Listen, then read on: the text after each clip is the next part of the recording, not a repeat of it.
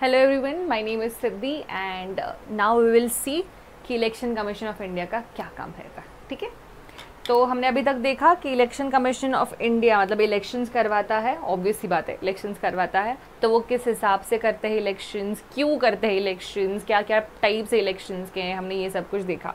Okay, now we have to see that election commission of India, this election commission of India, ये किस हिसाब से, what are its functions, how is it formed, और क्या क्या और चेंजेस करवा सकते हैं हम इलेक्शन कमीशन ऑफ इंडिया में। Okay, so now this is a very important body.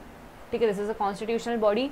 इसको हमारे कॉन्स्टिट्यूशन मेकर्स ने पहले से ही, ऑफ कोर्स इलेक्शंस होना चाहिए, डेमोक्रेसी है इसलिए इलेक्शंस होना चाहिए। कौन करवाएगा election? Election commission of India करवाएगा। This already the constitution makers have put it into the constitution. ठीक है, तो इसके पावर्स, इनके फंक्शन, इनके duties, everything has been stated down.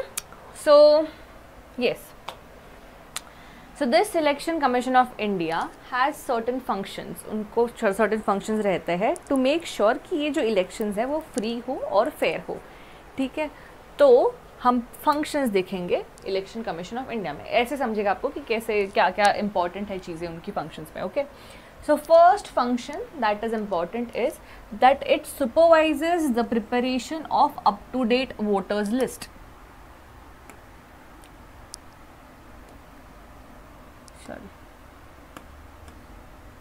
Up to date voters list का सुपरविजन होता है यहाँ पे।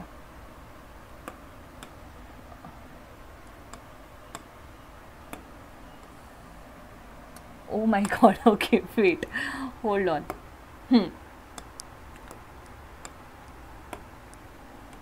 Up to date voters list, so up to date voters list, what is this? It is nothing but कि कौन कौन vote कर सकता है।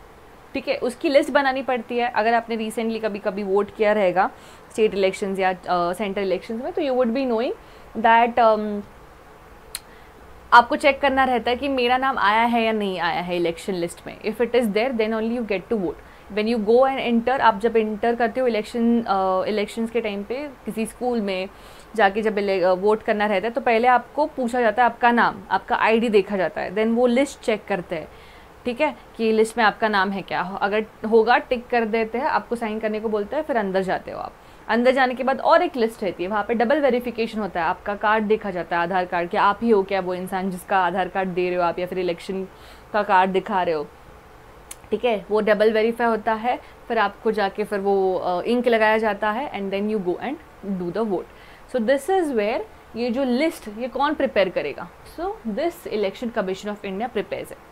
ठीक है, अभी ये किस किस को देगा? अभी उसके हिसाब से तो नहीं रहता कि नहीं मुझे ये इंसान पसंद है मैं उसको वोटिंग लिस्ट में नहीं डालूंगा। No, that's not the deal. उसको एक प्रोटोकॉल रहता है कि किन किन को वोट देना, वोटिंग राइट दे सकता है। So obviously every one would be knowing what is the, when is the voting, who has the voting right? Any person whose age is above 18 years is considered adult and can give vote। ठीक है, वो vote दे सकता है। अभी ये जो 18 years का है हमारे यहाँ पे, तो वो पहले से नहीं था। ठीक है, अगर बहुत पहले से देखा जाए सिंस एशियन टाइम्स, तो only those people could vote even in Britishers time जो अपर क्लास से बिलोंग करते थे या फिर जो एलाइट क्लास से बिलोंग करते थे। ठीक है, वो सिर्फ वही वोट कर सकते थे। Those people who belong to schedule caste और शेड्यूल ट्राइब्स और backward classes, those could not. Untouchables तो I think they did not even know what elections was, उनको तो पता भी नहीं होगा कि तभी इलेक्शंस क्या होते थे। They were so kept aloof from all of these things. Okay, तो this was the kind of discrimination तब होता था, तो ये ना हो। ठीक है, सबको जो भी यहाँ पे रह रहा है इंडिया का सिटीजन है, everyone should get the same rights, same freedom, same authority over the government. इसलिए उन्होंने बोला कि हर एक इंसान जो 21 ईयर्स ओल्ड होगा, जब कॉन्स्टिट्यूशन बना था तभी it was 21 years old. Okay, one whoever is 21 years old will get the right to vote. Okay, और यहाँ पे वुमेन को भी इंक्लूड किया था। पहले तो वुमेन भी इंक्लूड नहीं थे, मतलब पहले मतलब before independence and all those time. ठीक है, then in 19, this was during 1949 या फिर 47 बोल सकते हो आप। ठीक है, देन इन 1980 1989 के टाइम पे अमेंड किया गया कि 21 ईयर्स नहीं, अभी it would be 18 years. Okay, so 18 years से whoever is 18 years old will be considered an adult enough to go and vote. Clear? ठीक है. तो जो भी 18 साल के ऊपर होता है उसको रजिस्टर करना पड़ता है दैट यहाँ या फिर मतलब उनके पास तो होता ही लिस्ट, एंड देन उस हिसाब से you get into the voting list. Okay, तो ये काम होता है लिस्ट रेडी करना. अभी इलेक्शन कमीशन ऑफ इंडिया कितने लोग होते हैं जो ये वोटिंग लिस्ट रेडी करेंगे? सो this election commission of India is nothing but have 3 people. बस 3 ही लोग होते हैं इलेक्शन कमीशन ऑफ इंडिया में. ठीक है, उसमें से एक जो होता है वो होता है chief election commissioner of India and 2 other people. मतलब टोटल 3 लोग होते हैं. ठीक है. सो पहले क्या होता था, मतलब ये जो इंसान था वो एक ही होता था. ठीक है, बिफोर आई गेस 1989, या दिस इज ऑल्सो 1989. 1989 से पहले only 1 election commissioner of India होता था. चीफ इलेक्शन कमिश्नर इंडिया जो रहता था या फिर जो इलेक्शन कमीशन ऑफ इंडिया को हेड करता था वो एक ही इंसान होता था. फिर वो आप अपनी मतलब वो उसको होता था, he would head it. Okay, he would give the responsibilities कि आप ये रिस्पॉन्सिबिलिटी करो, आप वो करोगे. Okay, the number of people under him. ठीक है, but there would be only 1 person who would be head this election commission of India. ठीक है. फिर 1989 के इलेक्शंस के पहले, यहाँ इस साल जब इलेक्शंस हुए थे तभी दे सेड कि ठीक है देयर वुड बी टोटल 3. ठीक है, उन्होंने 3 करवा दिया. बट वापस 1989 के इलेक्शंस के बाद वापस चेंज हुआ और वापस बोला नहीं एक ही होगा. ठीक है, वापस लोड बनने लग गया, वापस बोलने लगे नहीं तो ये पार्शलिटी होगी, ये तो पार्टी का कोई बंदा आके उन्होंने रख दिया तो क्या होगा. All of these things started coming up and eventually 1993 में, रिमेंबर दिस, 1993 में वापस उन्होंने बोला कि नहीं एक ही इंसान नहीं होगा, there will be total 3 people in the election commission of India including 1 chief election commission of India, which is why election commission of India में अभी टोटल 3 लोग हैं since 1993 till date. Okay, so अभी ये 3 लोग कितना काम करेंगे बताओ. जब लोकसभा के इलेक्शंस हो गए, मतलब हर एक स्टेट में हर एक कॉन्स्टिट्यूएंसी में जाके वोटर लिस्ट चेक करना, आप देखना कि अरे आपका नाम है या नहीं है तो फिर उसको इंक्लूड करो, फिर उनको चेक करो, ये सारी चीज़ें. ऑब्वियस सी बात है कि ये 3 इंसान करेंगे नहीं. तो there are people who are devoted for this work. आपने सुना रहेगा कि टीचर्स जो होते हैं आपके या फिर गवर्नमेंट ऑफिशियल्स जो होते हैं, those are very busy during this election process. The IAS IPS जब आप बनोगे तो आपको भी पता रहेगा कि you have the best experience while elections. ठीक है, अगर इलेक्शंस के टाइम पे आपका सिलेक्शन हो गया, समझो उसी साल पे आप बन गए IAS IPS whatever you just qualify, then you would understand the depth. बहुत ज़्यादा काम होता है इलेक्शन के में, बहुत कुछ सीखने को मिलता है इलेक्शन के में. It is the most good और refreshing experience that you will have. ठीक है, on the field. Okay, so ये सारा काम होता है उन ऑफिशियल्स का and this work is delegated by the election commission of India. ठीक है, ये अपॉइंट करता है president and all the things are taken care of. But यहाँ पे इलेक्शन कमीशन ऑफ इंडिया को बहुत ज़्यादा पावर रहती है जब इलेक्शंस चलते हैं. तो even the supreme court, even the जज, जुडिशरी कैन नॉट इंटरफियर. कह रहे यार आप ऐसे क्यों करें, वो क्यों करें, नहीं. तभी सुप्रीम पावर जो होता है इलेक्शंस के लिए, सुप्रीम पावर जो होता है वो इलेक्शन कमीशन ऑफ इंडिया के पास होता है. ओके, ताकि कुछ डिले ना हो, कुछ बीच में कुछ आके कुछ लोग ना बोले, and everything should be taken care of. इसलिए election of commission of India has the supreme authority for the election purpose. ठीक है, बाद में अनफेयर हुआ, ये सब कुछ हुआ, बाद में there could be cases and everything, but yes elections के दौरान इनके पास ज़्यादा पावर्स रहती है. ओके, किसी को वोट नहीं करने देना बिकॉज ऑफ, मतलब उनको लिस्ट में से निकालना, द पार्टी को सिंबल देना, ये सारी चीज़ें रहती है या सी फंक्शन इटसेल्फ. बट ये इलेक्शन कमीशन ऑफ इंडिया अभी 3 है, एक चीफ रहता है and then there are total. ठीक है, तो कोई डिसीजन लेना हो तो ये तीनों एक साथ लेते हैं decision. Okay, majority. Yes, so coming to our next function, एक है सुपरवाइज करना. समझ रहे हो, यहाँ पे सुपरवाइज खुद नहीं जाके बनाएगा, अभी वो सुपरवाइज करेगा, वो बताएगा कि ऐसे बनाना है आपको. ठीक है, तो फिर बनाएगा. then it makes every effort to ensure that the voters list is free of errors like non existence of names, कि मेरा पिछले टाइम पे तो आया था, अभी नाम है ही नहीं, या फिर मेरा नाम ही नहीं आ रहा है, मैं अभी 30 साल की हो गई, 50 साल की हो गई, तो भी अभी तक नाम ही नहीं आ रहा. So make sure that this does not happen. और existence of names those non eligible और non existent, मतलब ये इंसान मर के उसको 10 साल हो गए, फिर उसका नाम है अभी तक और उसके नाम के ऊपर कोई तो जाके वोट कर रहा है, ऐसी चीज़ें ना हो. Okay, this is also a main role. So उसके लिए वो एफर्ट लेता है, वो देखता है कि नहीं, we have to check it, keep on checking it, तो इसके लिए वो किसी और को बिठाएगा रिव्यू करने के लिए, right. It also determines the timing of elections. कब कहाँ पे टाइमिंग मतलब ऐसे नहीं कि 10 बजे आना है या 6 बजे आना, वो टाइमिंग नहीं, कि इस कॉन्स्टिट्यूएंसी में, इस स्टेट में, इस टाइम पे होंगे, इस कॉन्स्टिट्यूएंसी के लिए, इस सीट के लिए तभी इलेक्शंस होंगे. ओके, तो it decides the time, no one else. ना कि प्रेसिडेंट आके बोलेगा कि अभी करो यहाँ पे इलेक्शन, ना प्राइम मिनिस्टर आके बोल सकता है यहाँ पे इलेक्शन करो, ना चीफ मिनिस्टर आके बोल सकता है. It is all decided by the election commission of India. That is the power that the election commission of India holds when the election is going on. Understanding? I hope you are understanding. Okay, and prepares the election schedule. पूरा schedule वो ready करता है. So the election schedule includes क्या क्या include करता है?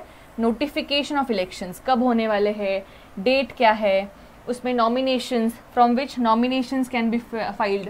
Nomination मतलब कौन कौन nominate होने वाला है. Last date for filing nominations. अगर मुझे election करना है तो election के लिए खड़ा रहना तो कब, what is the last date?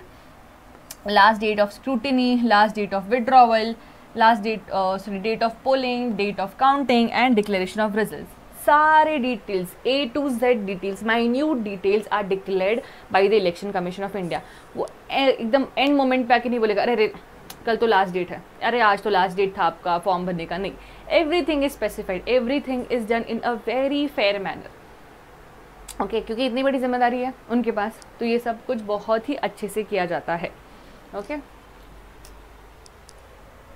During this entire process, Election Commission has the power to take decision to ensure a fair and election.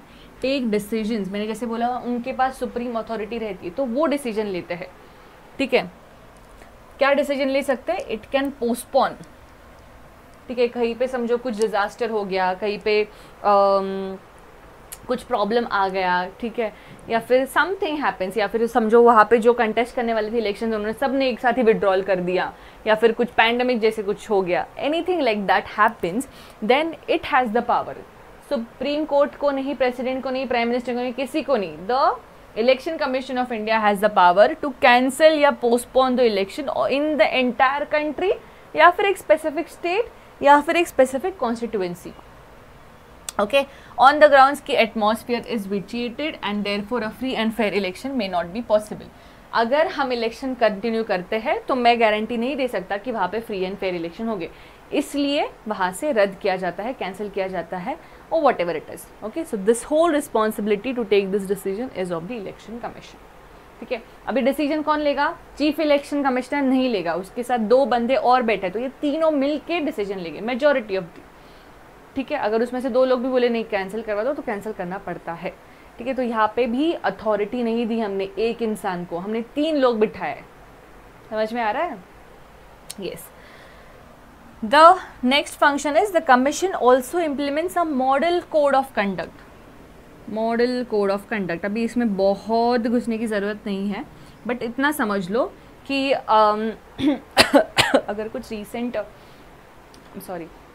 अगर कुछ रीसेंट इलेक्शंस आपने अटेंड किए रहेंगे तो आपको पता रहेगा कि एक मॉडल कोड ऑफ कंडक्ट मतलब एक रूल, स्ट्रिक्ट रूल अप्लाई होता है कि इसके बाद आप प्रचार नहीं करोगे. After this you won't be able to circulate या प्रोपेगेंडा और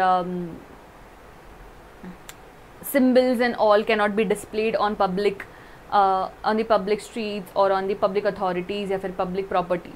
Okay, वहाँ पे आप नहीं कर सकते हो. So there is a time when you can do this, and after that then there are strict conditions for everything. Okay, so this is known as the model code of conduct. This is for the parties as well, this is for the candidates as well. ठीक है, आप क्या बोल सकते हैं, आप आपके advertisement कर सकते हो. Okay, you can do the advertisement, but you can not force a person to go and vote for your party. You can not go and give the money the person and say कि हाँ election के लिए मुझे ही vote करना. Okay, so these are some of the things which are strict. Model code of conduct उसको बोलते हैं, मॉडल कोड ऑफ कंडक्ट. ये पार्टीज़ के लिए भी रहता है, ये कैंडिडेट्स के लिए भी रहता है. ठीक है, तो it can order a repoll in specific constituency. समझो इलेक्शन कमीशन को पता चलता है कि यहाँ पे इलेक्शंस तो हो गए, ठीक है. आई तो tried that it we tried that it should be fair and free and fair, but it did not happen in that way. ठीक है, बाद में पता चलता है. तो यहाँ पे जैसे अभी ने बोला कि जो लोग मतलब डबल वोटिंग हुआ है, या फिर समझो कि द पीपल हैव बीन मतलब वोटर आईडी है ही नहीं उनके पास, फिर भी उन्होंने जाके वोट किया है, या फिर ज़बरदस्ती जाके वोटिंग करवाया है लोगों से एक ही पार्टी के लिए, एक ही इंसान के लिए. अगर ऐसा कुछ होता है, model code of conduct follow नहीं हुआ है, या फिर फ्री एंड फेयर नहीं हुआ है चीज़ें, if the election commission of India comes to know this, then it can take the decision कि हम यहाँ पे वापस कंटेस्ट करेंगे elections. It can take that decision. That is known as the repoll in a specific constituency. ठीक है, depends on what has happened. But यहाँ पे भी ये डिसीजन लेगा, ठीक है ना, कोई और.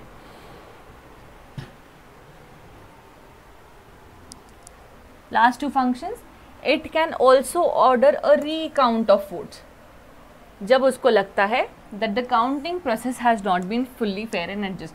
मतलब ऐसा भी नहीं है कि अगर मुझे मैंने रीपोल नहीं करवाया पर मतलब काउंटिंग के टाइम पे कुछ तो झोल हुआ है. If the election commission of India understand know that this is the counting has not done properly, then it can also order to recount it, and not only once, twice, thrice, 10 number of times it can recount. ठीक है. The election commission accords recognition to political parties and allows symbols also. You may be knowing जो आपकी favourite party रहेगी उसके हिसाब से एक symbol दिया रहता है उसको. ठीक है, जो इंडिविजुअल लड़ते हैं विदाउट एनी पार्टी टिकट उनको भी एक एक सिंबल दिया जाता है.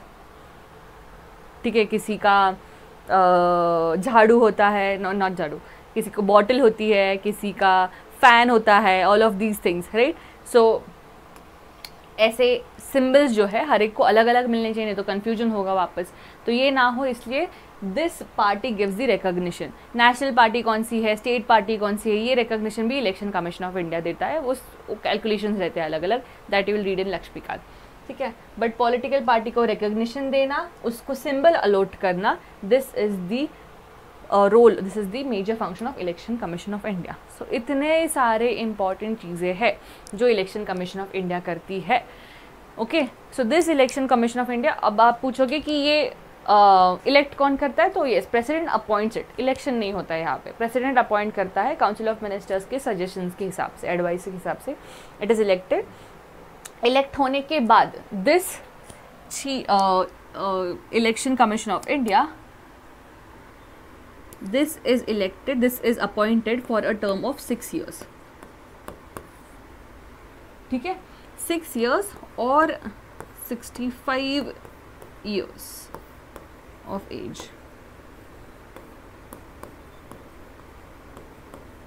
मतलब क्या कि अगर समझो 2000 में उसको अपॉइंट किया गया है, ठीक है, 2000 में अपॉइंट किया गया है, चीफ इलेक्शन कमिश्नर का तभी एज है 58. ठीक है, तो this chief election of commission of India will stay जब तक उसका मतलब 6 years कंप्लीट ना हो जाए. ठीक है, अभी 6 years कंप्लीट होने के टाइम पे कितने साल का रहेगा. This chief election commission of India will become of the age 64, correct, 64 years का. ठीक है, तो he will sustain for 6 years. For example, जब chief election of commission, chief election CEC जो है या फिर इलेक्शन कमीशन ऑफ इंडिया के जो मेंबर्स हैं 3, अगर उनका इलेक्शन हुआ है तभी वो 62 years एज के हो गए, अगर एग्जाम्पल लेते हैं. ठीक है, तो उनका टर्म जो रहता है वो 6 years रहेगा. ठीक है, बट 3 साल के बाद ही वो 65 years के हो जाएंगे. तो yeah they will be remove from the office, मतलब उनका टर्म खत्म हो जाएगा. So they have to resign, क्योंकि 65 years कंप्लीट हो गए उनको. ठीक है। So whichever is early, अगर 6 साल पहले कंप्लीट होते हैं तो फिर वो उनको छोड़ना पड़ता है ऑफिस, अगर 65 ईयर्स कंप्लीट हो गए उसके पहले तो उनको तब ऑफिस छोड़ना पड़ता है, फिर नया इलेक्शन होता है, नए अपॉइंट किए जाते हैं, ठीक है। But the tenure is 6 years और 65 ईयर्स ऑफ एज, जो भी पहले हो, ठीक है। अगर 6 ईयर्स पहले हो गए फिर और उनका एज अभी तक 65 कंप्लीट नहीं हुआ है, तब उनको 6 ईयर्स के बाद ही करना पड़ता है ये, ठीक है। उसके पहले अगर 65 एज हो गया और एक ही साल हुआ है, समझो एक ही साल हुआ है वो अपॉइंट हुए हैं, मतलब 64 एज था उनका तब अपॉइंट हुए हैं और एक साल के बाद 65 हो गया, तो they will not wait for 6 more years to complete, 5 साल नहीं रुकेंगे और वो क्या करेंगे, 65 ईयर्स हो गया आपका, you have to resign now, okay, नया होगा इलेक्शन, बट वो ऐसा होता है। तो विच एवर इज अर्ली, तब विच एवर इज अर्ली तब जाके इलेक्शन किया जाता, तब जाके उनको नया इलेक्शन कमीशन जो है वो अपॉइंट किया जाता है, depending on the age. This is for all the 3 individuals, clear? Okay, give me 2 minutes.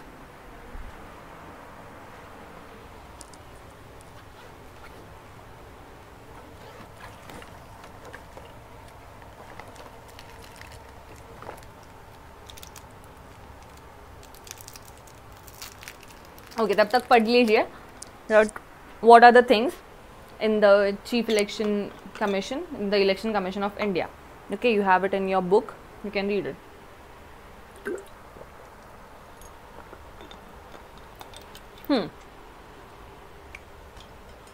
Okay, coming to our next topic, we saw this election commission of India, क्या क्या functions है, क्या क्या पावर्स है, और चीज़ें हैं जो आप पढ़ोगे in Laxmikanth. Election commission of India is a different chapter only, model code of conduct भी है उसमें दिया हुआ, उसमें आप पढ़ोगे, ठीक है. अभी ये सब कुछ जो चीज़ें हैं, तो यू वुड बी सीन कि सिर्फ 3 लोग हैं जो इतनी सब कुछ संभालते हैं. ये सच में फ्री हो रहा है, ये सच में फेयर हो रहा है, अंडर स्टाफ तो नहीं है ये लोग, मतलब क्या कम लोग तो नहीं है, ये सारी चीज़ें होती है इसमें. So there are lot of things जो एक्चुअली इलेक्शन कमीशन में होने चाहिए, इलेक्शन कमीशन ऑफ इंडिया में होने चाहिए. Okay, so there are some reforms that have been suggested by the committee. Okay, so हम देखेंगे कि कौन कौन से ऐसे इलेक्टोरल रिफॉर्म्स है which have been suggested by the different people, different intellectual. Yes, reading the first one, our system of elections should be changed from FPTP to some variant of PR system. Okay, हमने ये देखा था कि FPTP क्या है और proportional representation क्या है, और उसमें हमने देखे थे इसके advantages क्या है, इसके advantages क्या है. उसमें भी we saw that FPTP is somewhat not fair, क्योंकि वहाँ पे मेजॉरिटी ऑफ वोट्स नहीं काउंट किए जाते, वहाँ पे नंबर ऑफ वोट्स काउंट किए जाते, मोर में है तो इसलिए दे दिया. प्रपोर्शनल रिप्रेजेंटेशन है समवेयर जहाँ पे majority of the people could represent, ठीक है, उनके वोट्स गिने जाते हैं वैसे. सो कुछ ना कुछ तो ऐसे करना चाहिए जहाँ पे लोकसभा के इलेक्शन है समझो जैसे, तो वहाँ पे we can try to imbibe the proportional representation system, या फिर उससे थोड़ा सा simpler version of the proportional representation system. Okay, this would ensure that parties get seats as far as possible in proportion to the votes they get. ठीक है, ये हमने देखा था फर्स्ट पॉइंट कि FPTP और प्रपोर्शनल रिप्रेजेंटेशन में proportional representation is little more better, right.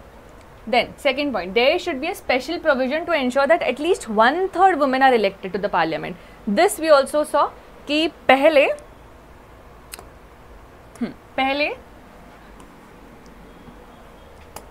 Hold on, ये हमने देखा था कि पहले जो एशियन टाइम्स में हमने देखा था कि वुमेन, बैकवर्ड क्लासेस, ठीक है, tribes, scheduled tribe, scheduled class, उनको नहीं मिलता था authority to vote, okay, even to participate in the election process. But अभी देर हैज़ बीन कि हाँ women can also vote, all people above the age of 18 can vote. ठीक है, this has been given now. So there should be a provision to ensure at least 1/3 of the women. This has been imbibed in the local government. ठीक है, local government में ये reservation दिया है, पंचायत में जैसे होता है, okay, but Lok Sabha central elections में अभी तक ये प्रोविजन नहीं है, देयरफॉर वुमेन रिप्रेजेंटेशन बहुत कम है इंडिया में, ओके, तो इसलिए ऐसा प्रोविजन सेंट्रल रिप्रेजेंटेशन के लिए भी होना चाहिए. This is what the electoral reform suggest. Okay, next, there should be stricter provision to control the role of money in electoral politics. If you would be knowing electoral funding,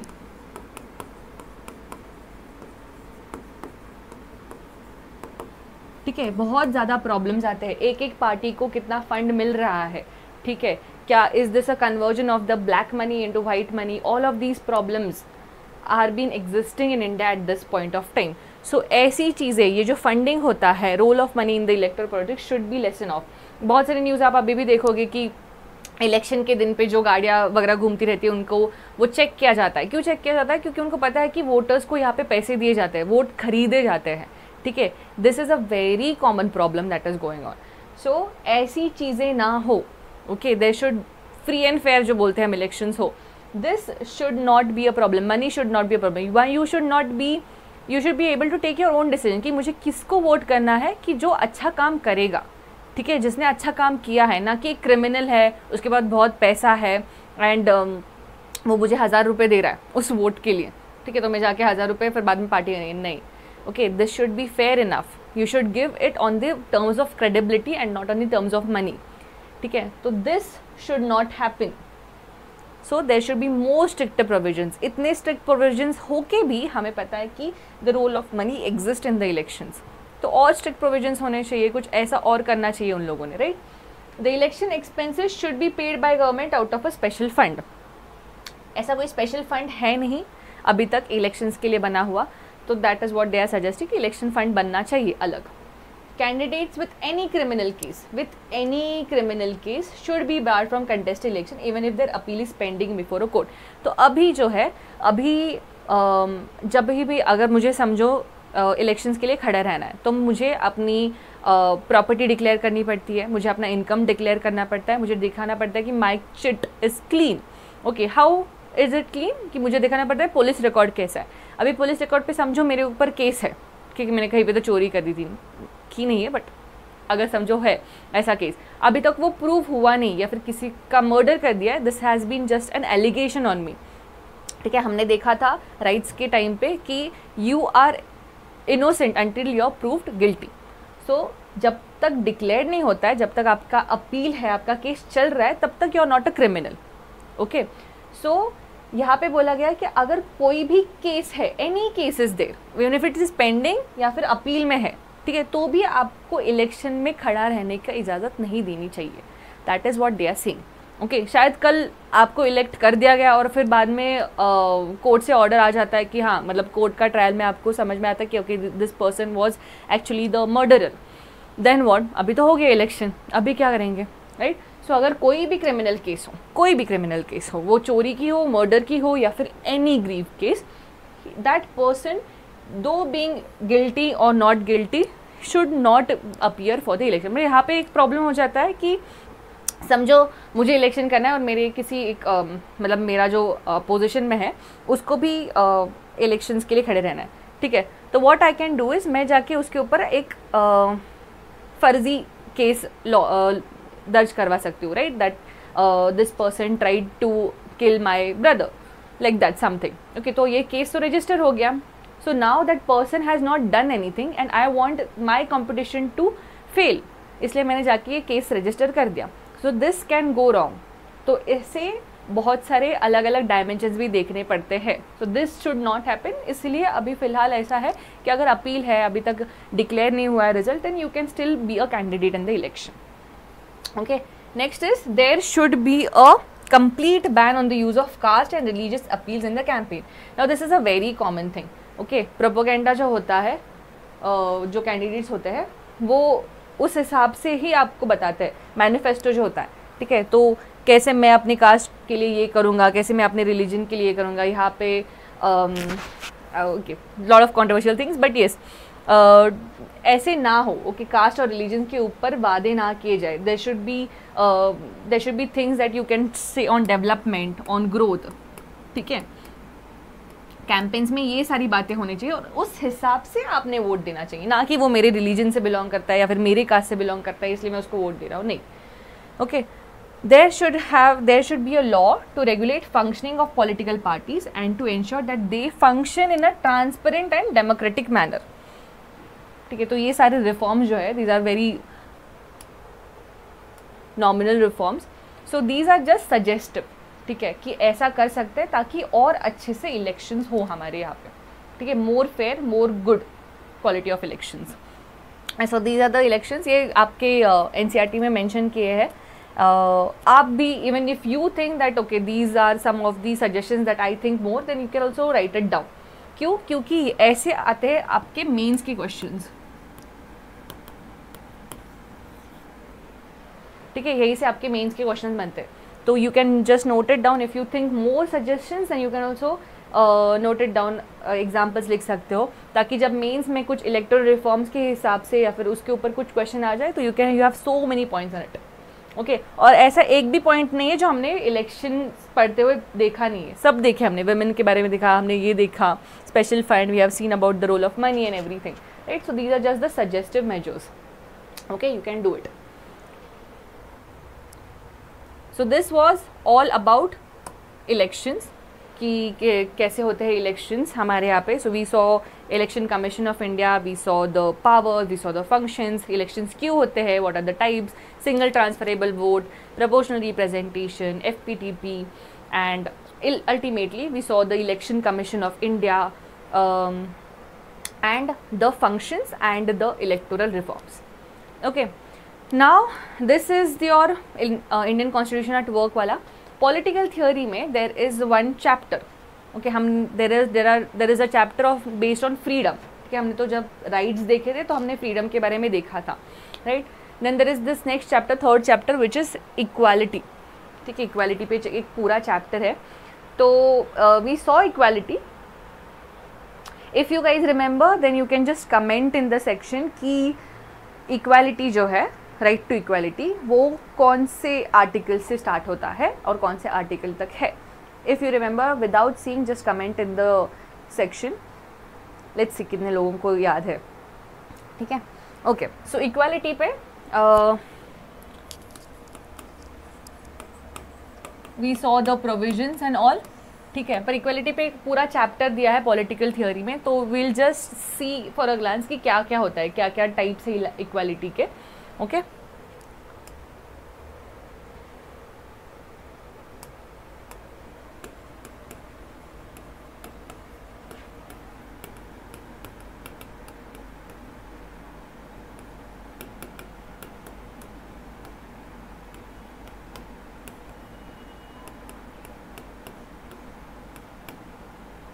right to equality.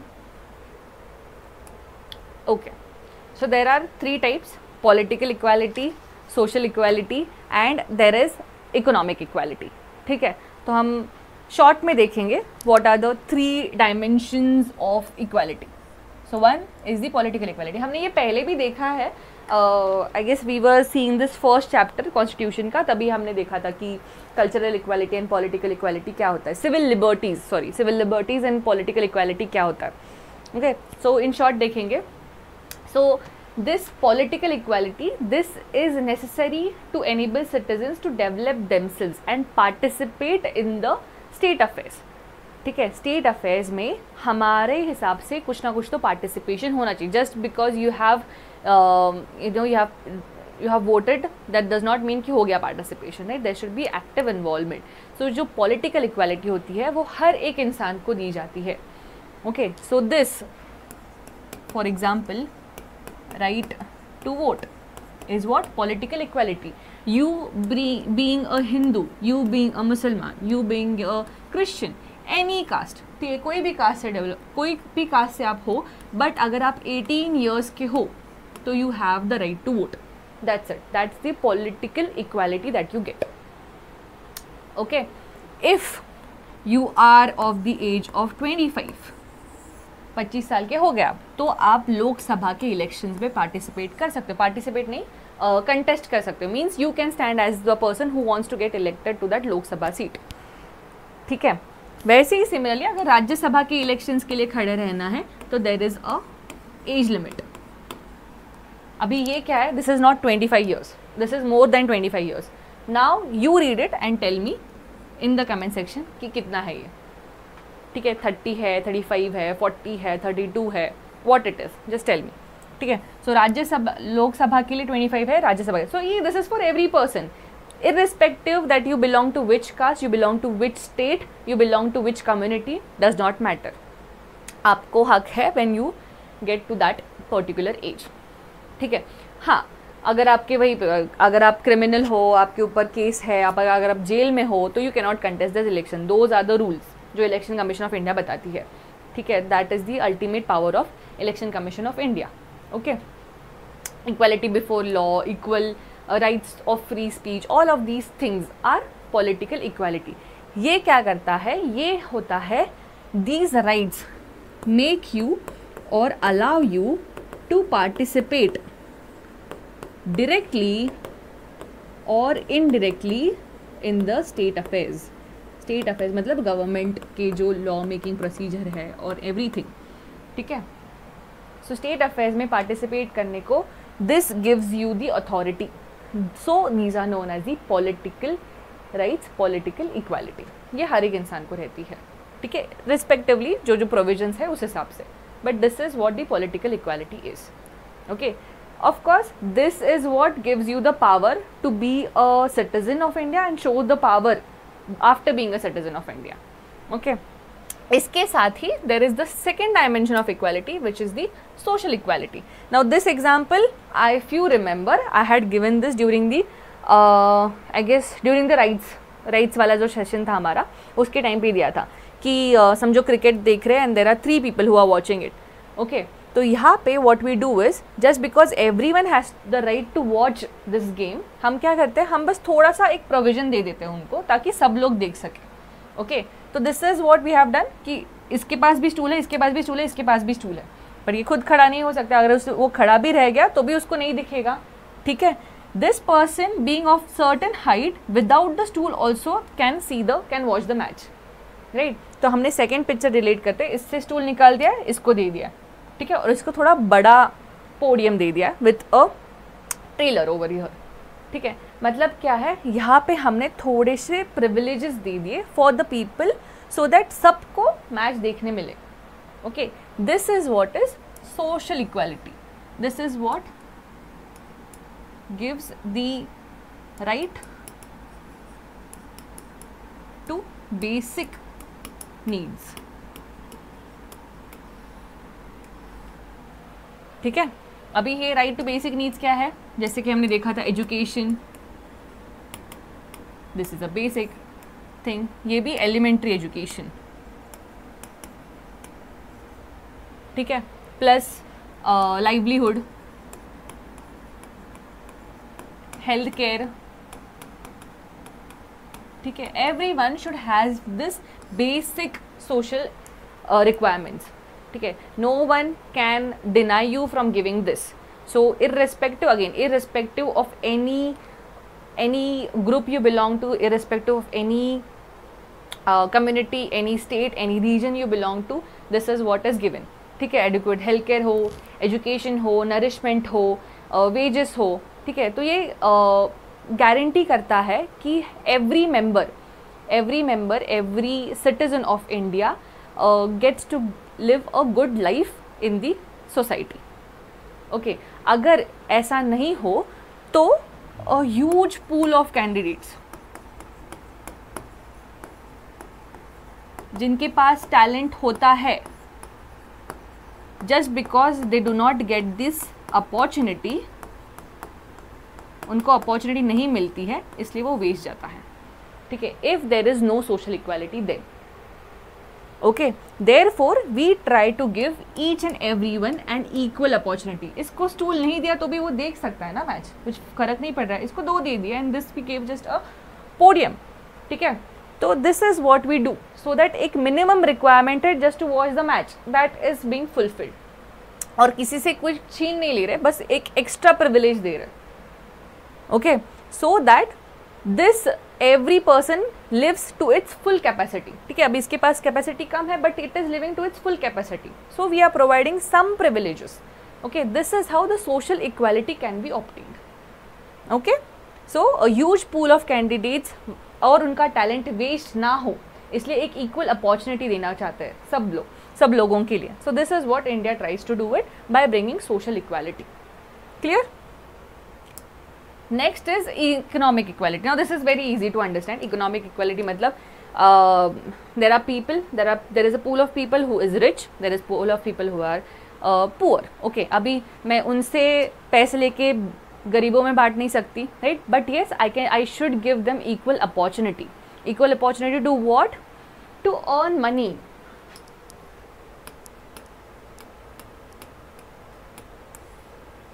Equal opportunity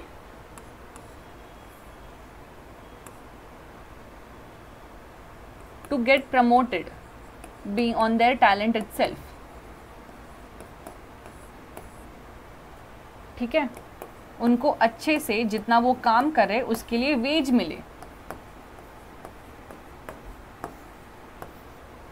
ठीक है, if there are two individuals,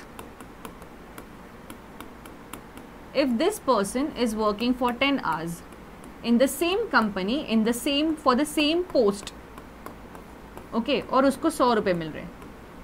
okay, me being the same person, me being the other person, working for the same number of hours in the same post, giving the same number of result, फिर भी I am getting 50 rupees. यहाँ पे चीज़ें कौन कौन सी involve होती है? यहाँ पे there is social inequality as well. क्यों नहीं मिल रहे? Because may be that person is belonging to some other caste. Okay, then यहाँ पे नहीं मिल रहे पैसे. This is known as the economic inequality. There are people with lot of money, there are people with very less money. Okay, this is the economic inequality that exist. But उनको chance देना to make sure कि वो उस level से थोड़ा उभर के आए. Okay, that is known as the economic equality. So that हर एक इंसान को अपनी पोजीशन इम्प्रूव करने के लिए कुछ ना कुछ चांस मिले. Okay, so this chance is given by the society. A sufficient effort is put by the society. ठीक है, हमें एम्प्लॉयमेंट लाना. ठीक है, one biggest example is taxation. Tax सबको भरना रहता है, यस, बट अगर मैं ज़्यादा पैसे कमा रही हूँ और मेरा दोस्त कम पैसे कमा रहा है, फॉर एग्जांपल अब ये ले लेते हैं, अभी ये ए ऑर्गेनाइजेशन में काम कर रहे हैं, बी ऑर्गेनाइजेशन में काम कर, अलग अलग लेते हैं. ठीक है, सेम काम कर रहे हैं, what ever it is. Just take an example कि मेरा फ्रेंड जो है वो 100 रुपये कमा रहा है, मैं 100 रुपये कमा रही हूँ, मेरा फ्रेंड 50 रुपये कमा रहा है. ओके, अभी यहाँ पे मैं क्या करूँगी, यहाँ पे इकोनॉमिक इक्वालिटी आने के लिए, if I am earning 100 rupees, my friend is earning 50 rupees, और अगर समझो यहाँ दोनों से हमने 50%, ठीक है, 50% ऑफ द इनकम ले लिया. ठीक है, not 50%, I am so sorry. समझो मैंने स्लॉट रख दिया that whoever is working in IT company. ठीक है, आपको IT से आ रहा है पैसा, तो जितना भी आ रहा है उसमें से आपको 50 रुपये देने पड़ेंगे. 50 rupees is the tax. 50 rupees, not 50%. 50 rupees is the tax. तो क्या होगा, 100 में से मुझे तो 50 रुपये देने पड़ेंगे, मेरे पास 50 रुपये रह गए, आई एम हैप्पी. बट इस इंसान को जिसके पास 50 रुपये आ रहे हैं, उनको 50 रुपये देने पड़ रहे हैं पूरे, मतलब इसके पास कितने रहेंगे, 0 rupees. What will this person do, right? So the taxation should be according to the amount of money that you are earning. अगर 100 रुपये है, अगर 50 रुपये एक इंसान कमा रहा है तो उसको 5% पे करना पड़ेगा. इफ 100 रुपीज़ तो उसको 50% पे करना पड़ेगा. In this case, I'm just giving an example. This is known as economic equality. मतलब क्या? If you are earning that much, you have to give उतना tax. ठीक है? If you are earning less, then आपको कम. दोनों के पास उतने ही रहेंगे ना पैसे at the end of the day. ठीक है? जितना कमा रहे, जितने उनकी नीड्स है, उस हिसाब से पैसे रह जाएंगे, उस हिसाब से वो खर्च कर सकते हैं. ठीक है? Yes, it depends on the income of course, but equality तो ला रहे हैं हम. ओके सबके लिए हम एक ही स्लैब नहीं रख रहे कि सबको इतने पैसे भरने पड़ेंगे, इररिस्पेक्टिव आप कितना भी पे, मतलब मैं 50 रुपये कमा रही हूँ, मेरा दूसरा फ्रेंड है जो 20 रुपये कमा रहा है पर उसको 50 रुपये भरने, मतलब उसको लोन लेना पड़ेगा पहले और फिर जाके 50 रुपये भरने पड़ेंगे. He will get into this vicious cycle of loan and eventually die of so many of hectic, right, headache. So ऐसे ही ना हो, so एक अपॉर्चुनिटी देता है so that everyone comes to and everyone improve its own economic condition. ठीक है, so that is known as the economic equality. Okay, so this will continue. ये तो हमेशा रहेगा. There will be amount of people who are rich, there will be amount of people who are poor.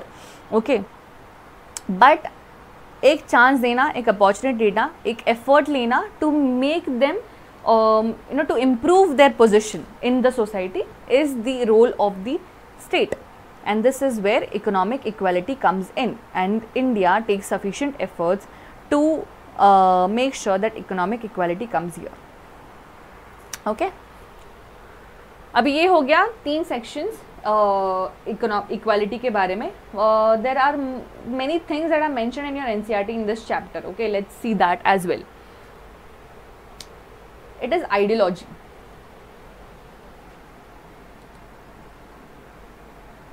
एक second, हाँ, just a minute.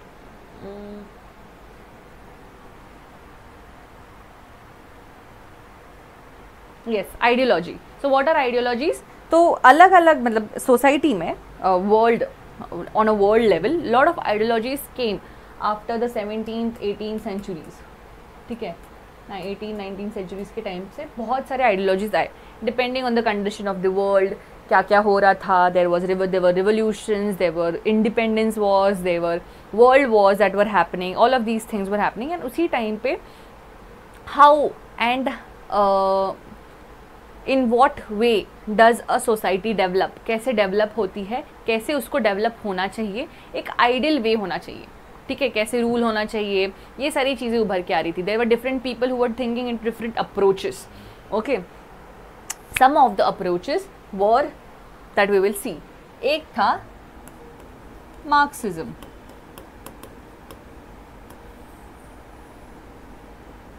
Okay, now Marxism मतलब Karl Marx. This person is Karl Marx.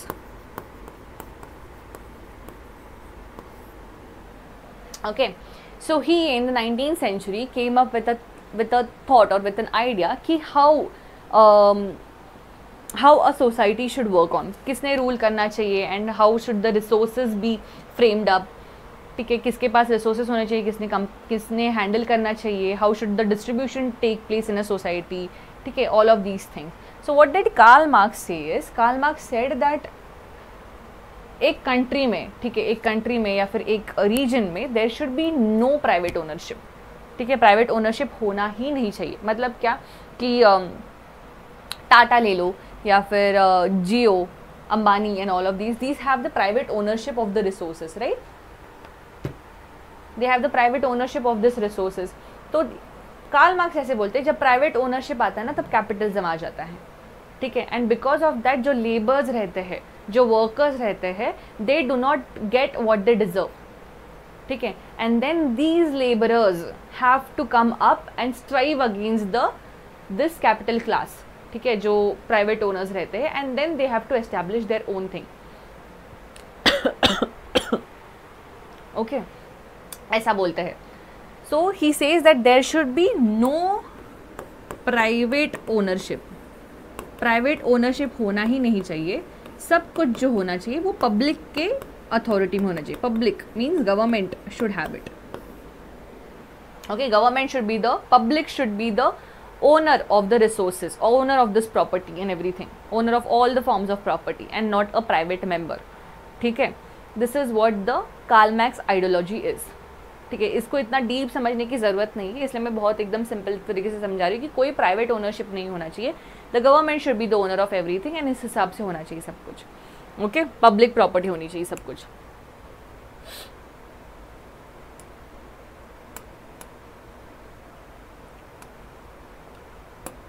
Next ideology is of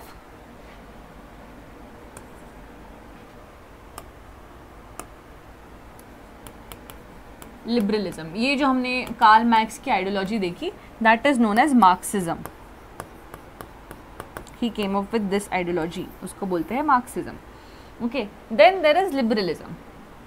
okay, liberalism is nothing but कि those who think intellectuals, one of the intellectuals और Raja Ram Mohan Roy also, जो आपने सुना रहेगा इनका नाम राजा राम, या फिर आप सुनोगे. Okay, so he suggested that एक हेल्दी कंपटीशन होना चाहिए.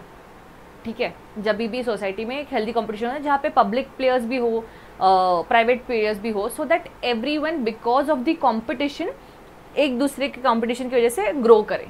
ठीक है, तो एक हेल्दी कंपटीशन होना चाहिए is what the liberalist thought. Now this is a very ideal ideology. ठीक है, कि कंपटीशन है, हेल्दी कंपटीशन, इसलिए सबका ग्रोथ हो रहा है. Okay, which is very difficult, of course बहुत डिफिकल्ट है. अगर प्राइवेट ओनरशिप होता है तो there are certain class of people who will grow. Okay, others won't have that much of immunity to grow, right, all of these things. सो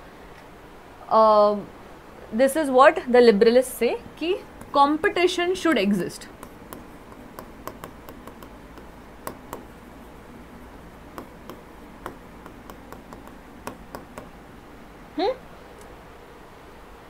अगर competitions रहेंगे तो ही rewards मिलेंगे सोसाइटी में. ठीक है, उस हिसाब से रिवॉर्ड्स मिलने चाहिए सोसाइटी पे. This is what the liberalist think. Okay, this is one of the ideology. The other ideology apart from मतलब Marxism, and then there is this socialism. This is a very different, this is opposite of Marxism. Marxism में बोला जाता है, this is Marxism में बोला जाता है कि कोई प्राइवेट ओनरशिप ही नहीं होना चाहिए. राइट, सोशलिज्म में बोला जाता है कि सब कुछ जो होता है that should be of the public. Okay, इससे क्या होगा, मिनिमाइज होगा, इनइक्वालिटी जो होगी मिनिमाइज होगी, minimise the inequality.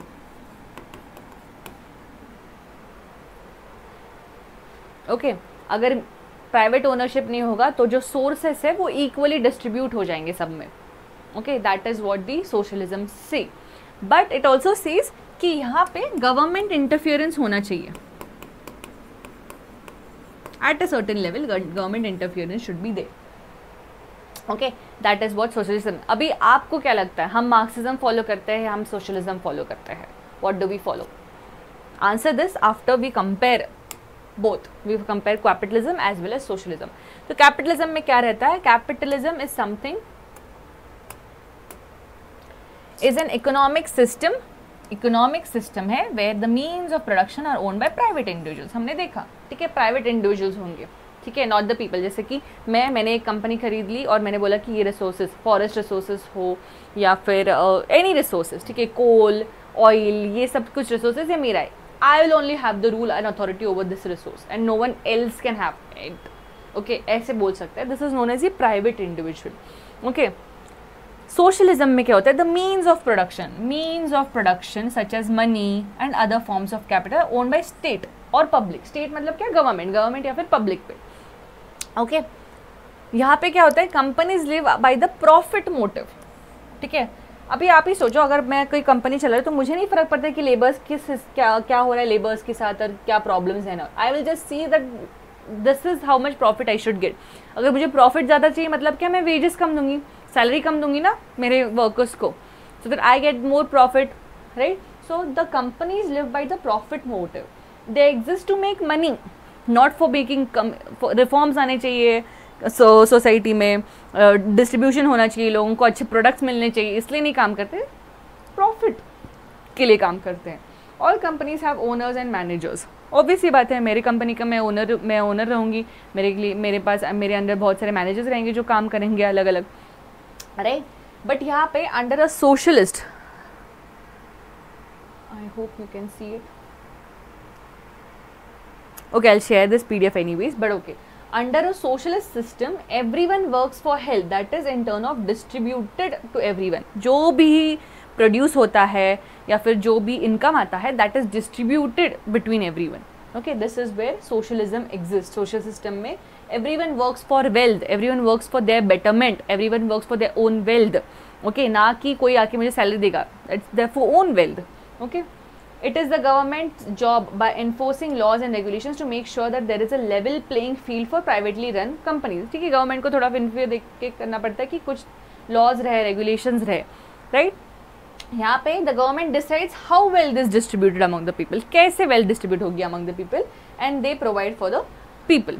Okay, this is how the government यहाँ पे प्ले करता है बहुत मेजर रोल कि कैसे वेल डिस्ट्रीब्यूट होगा अमंग द पीपल। यहाँ पे क्या करता है, सिर्फ लॉज और रेगुलेशंस बनाता है कंपनीज को कि so that they function properly, right. So this is the basic difference between capitalism and socialism. Now tell me what does in India exist, capitalism है हमारे पास या सोशलिज्म है हमारे पास? Well, not both actually, not one actually. We do try to follow a mixture, okay, which is known as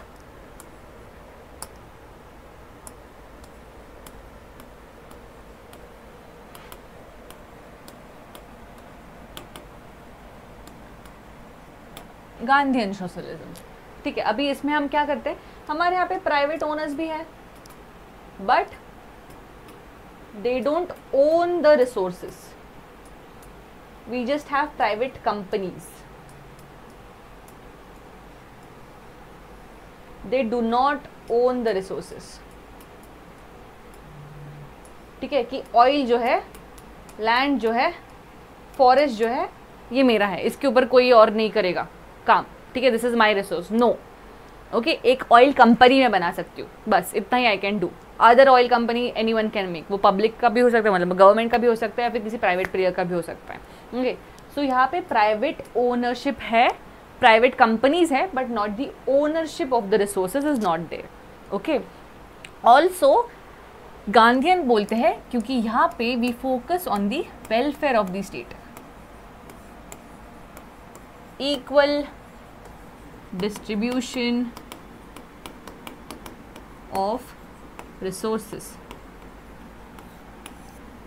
we focus on the welfare of the state, जहाँ पे equal distribution of the resources होता है with private membership as well, but not ownership, that is the difference। ठीक है, so this is the philosophy that India follow, Gandhian socialism। ठीक है, these resources, these private players are the trustees of the resources, not the owners of the resources, that is the basic difference between capitalism and socialism. Capitalism में क्या रहता है, private, जो Marxism पूरा disallow करता है कि प्राइवेट प्लेयर होना ही नहीं चाहिए।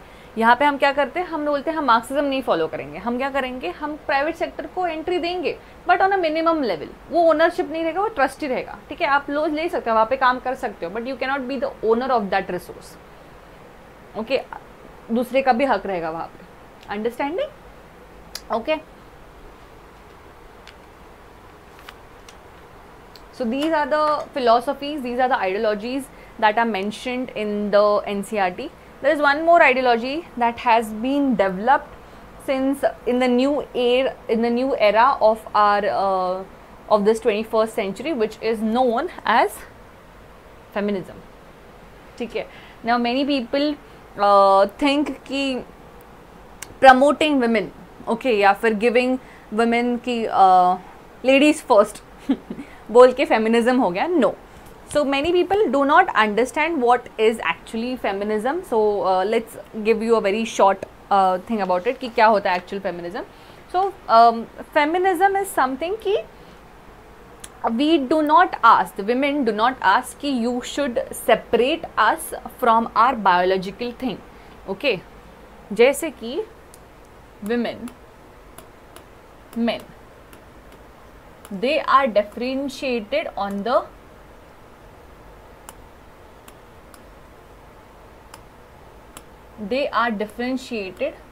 the basis of their biological appearance, right? ठीक है, this is male, this is female, ठीक है, so this is biological difference, ठीक है।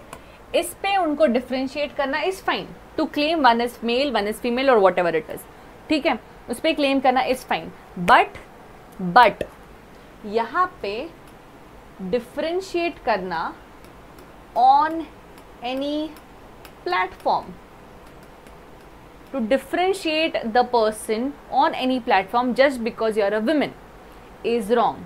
So this should not happen. To promote this ideology that we should also get equal opportunity irrespective that we belong to a particular sex, is unfair. Okay, just because I am a female, that means I have the ability to bear a child, right? Now this is something natural, this you cannot take away from me, this not neither the men can do, right? So this is something natural, but just because I have to bear a child does not say that I have to take care of the child and so I cannot do the other things. मैं दूसरे काम कर ही नहीं सकती. Okay, my sole responsibility is to take care of the household, take care of the child, because that is what is given by the nature. No, that is wrong. To put a agenda, to put a preconceived notion that your role is this because nature has claimed it is wrong.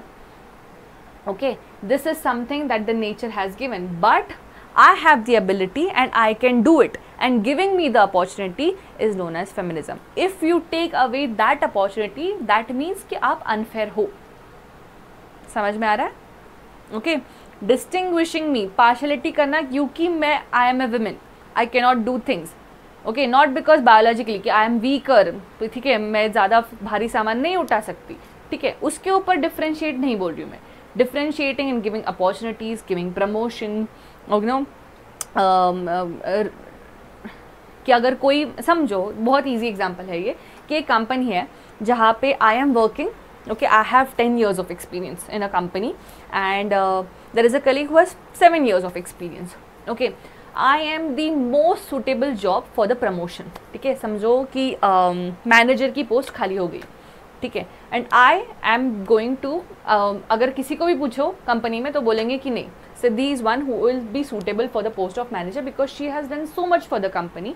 She is qualified, she is confident, she has leadership skills and she has done lot of projects जहाँ पे उसने managerial skills दिखाए हैं. Whereas this person, for example, Raj, okay, so this person उसको experience नहीं है, plus वो बहुत खड़ूस है, plus he doesn't know the leadership qualities. Yeah, but he is good in his job. Whatever job he does, he is good in it. Okay, ऐसा नहीं है कि बहुत ही फालतू इंसान है, ठीक है, अच्छा काम करता है.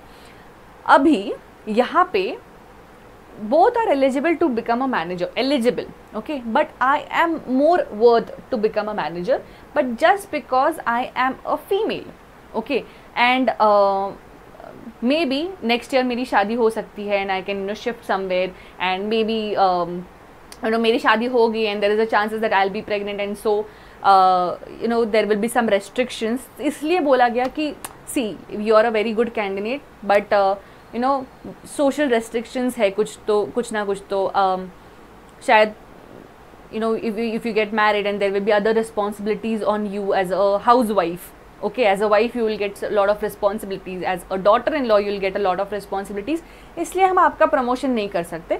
So Raj, who is less qualified than you, okay, वो मुझे बोल भी रहा है कि less qualified than you, but फिर भी, you know, he will be, even if he get married, he will be a husband, he will be a father.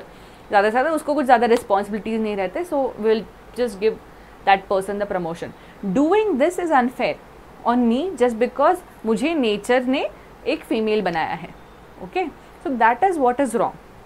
So ऐसा ना हो, even we should get the equal responsibilities, even we should get the equal things. हमारा जो you know, the housewives or the housemakers that you see, even they contribute in the house.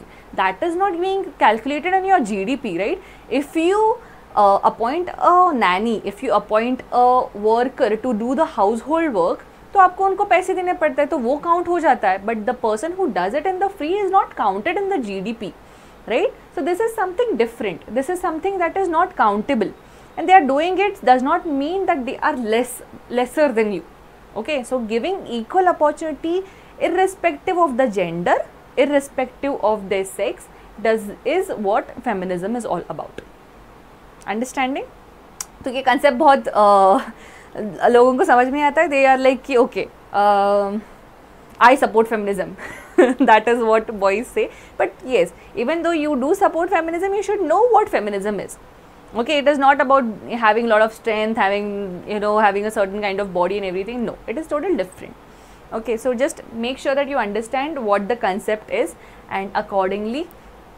बहुत सारे questions आते हैं इस पे, okay, you can be asked in interview or anything, so you should know about it. So that's why this has been introduced in your NCERTs also now. And make sure that you read it properly. Okay, Okay then, I hope you have understood everything. You have understood Marxism and socialism and liberalism and all of these things. Do not try to read too much into it. Just have an idea about it, okay, what it is. You will read it more afterwards. Okay then, let's end this here and we will meet in the next session.